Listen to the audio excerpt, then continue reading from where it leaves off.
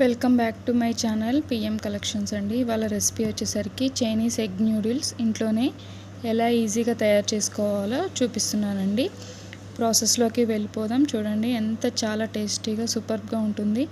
బయట తినే కంటే మనం ఇంట్లో ఈజీగా చేసుకోవచ్చు. ముందుగా మనం ఇలా వెజిటేబుల్స్ అన్నీ చాప్ చేసుకోవాలి, కట్ చేసుకోవాలి. క్యారెట్, క్యాబేజీ, క్యాప్సికమ్ అండ్ ఉల్లిగడ్డ ముక్కలండి.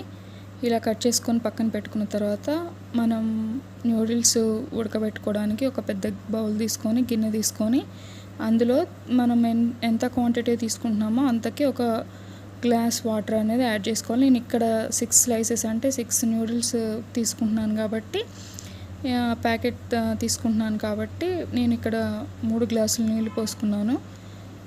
అందులో కొంచెం ఆయిల్ వేసుకొని ఇలా కొంచెం బబుల్స్ వచ్చే వరకు ఉంచాలండి. ఉంచిన తర్వాత ఈ న్యూడిల్స్ అన్నిటిని కూడా ఇలా మొత్తం వేసేయాలి.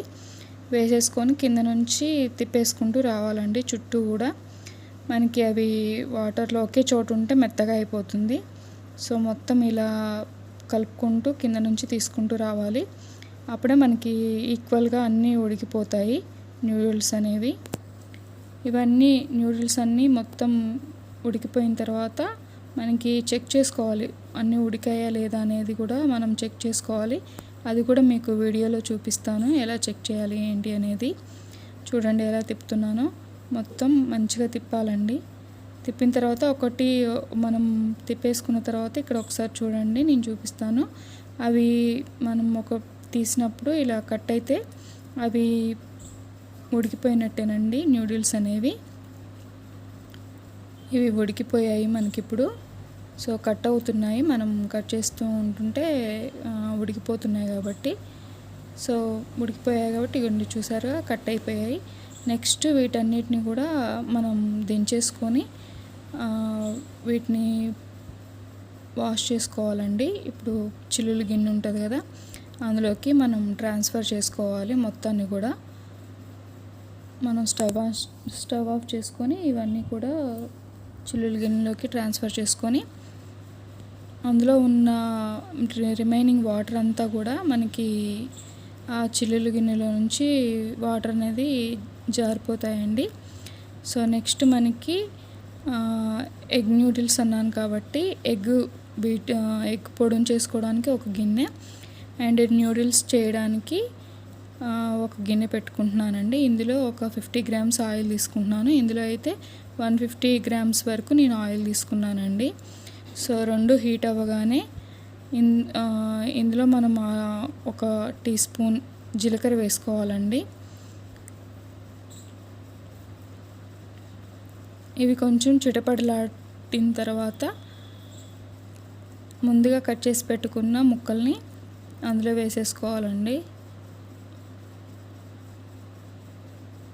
వీటన్నిటిని ఒకసారి తిప్పేసుకుందాం.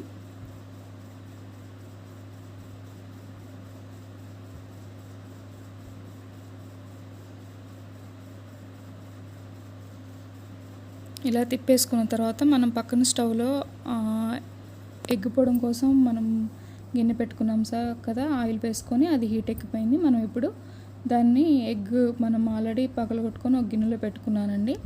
ఇక్కడ నేను 6 ఎగ్స్ తీసుకున్నానండి. 6 మనకి ఉన్నాయి కాబట్టి 6 న్యూడిల్స్ బంచెస్ తీసుకున్నాను కాబట్టి 6 ఎగ్స్ వేసాను. మీకు రుచికి సరిపడా మీకు ఎంత క్వాంటిటీ కావాలంటే అన్ని వేసుకోవచ్చు, మీ ఇష్టం అండి, అది ఆప్షన్ అది. సో ఇక్కడ కర్రీ చేస్తున్నానండి. ఈ ముక్కలన్నీ ఇలా వేయించుకోవాలి తిప్పుకుంటూ. అలాగే ఎగ్ పొడం కూడా చేసుకోవాలండి. మనం అక్కడ ఏమీ మసాలా దినుసులు ఏమీ వేయక్కర్లేదండి. ఆ ఎగ్ బీట్లో మనం ఇందులోనే వేసేసుకోవాలి మొత్తం కూడా. చూస్తున్నారు కదా ఎలా ఆమ్లెట్ లెక్క అయిపోయిందో. దీన్ని మనం ఇలా కట్ చేసుకుంటూ పొరలుగా వచ్చిందాన్ని చిన్న చిన్న ముక్కలుగా పీసెస్గా చేసుకోవాలండి. ఇలా తయారైన తర్వాత దీన్ని కూడా మనం అందులోకి ట్రాన్స్ఫర్ చేసుకోవాలండి. ఇది కొంచెం వేగాలి, అడుగంటుతుంది కాబట్టి మనం చిన్నగా సిమ్లో పెట్టేసి కొంచెం నిదానంగా వేయించుకోవాలి. నెక్స్ట్ ఇందులోకి మనం కర్రీలోకి అండి ఇది కూడా వేగిపోయింది. సో ఇందులో కూడా మనం కావాల్సిన మసాలా ఐటమ్స్ తీసుకోవాలండి. ఇక్కడ నేను 2 స్పూన్లు కారం, 1½ స్పూన్ సాల్ట్ ఉప్పు తీసుకుంటున్నాను.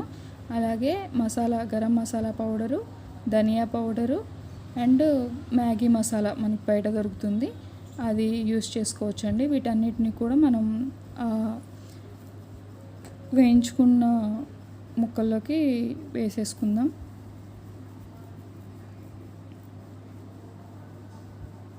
వీటన్నిటి తిప్పేసుకోవాలండి. అది మంచిగా ఫ్లేవర్ అనేది మంచిగా వాటిల్లోకి స్ప్రెడ్ అవుతుంది. ఇలా ఇవి వేగిన తర్వాత ఇందులోకి మనం ఎగ్ పొడిని చేసుకున్నాం కదా, దాన్ని కూడా వేసేసుకోవాలి. ఇక్కడ ఏంటంటే మనం సపరేట్గా మళ్ళీ ఎగ్ దాంట్లో మనం ఏం వేయక్కర్లేదు, సాల్ట్ మసాలా ఏం వేయక్కర్లేదండి. ఎందుకంటే ఈ కర్రీలో మనం వేస్తున్నాం కాబట్టి మనం ఇంకేం వేయక్కర్లేదండి. సో దీన్ని అంతా కూడా ఇందులోకి ట్రాన్స్ఫర్ చేసేసుకుందాం.